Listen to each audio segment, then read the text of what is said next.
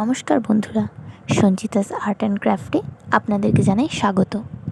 আজ আমি দেখাবো কিভাবে আমি হ্যান্ডমেড চকার বানাই। এখানে আমি চকার বানানোর জন্য নিয়ে নিয়েছি একটা টার্সেল, কিছু কটন বল ও অক্সিডাইজের কিছু চার্মস। এবার টার্সেলের দু প্রান্তে গিট বেঁধে নিয়ে একে একে কটন বলগুলি ঢুকিয়ে দেব।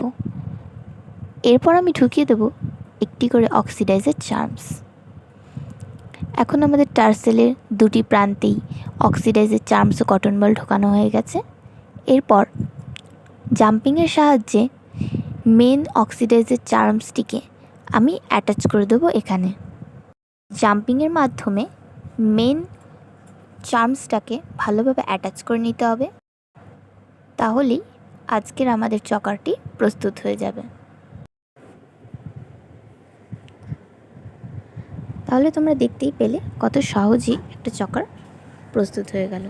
আজকের মতো এখানেই, দেখা হচ্ছে পরের ভিডিওতে।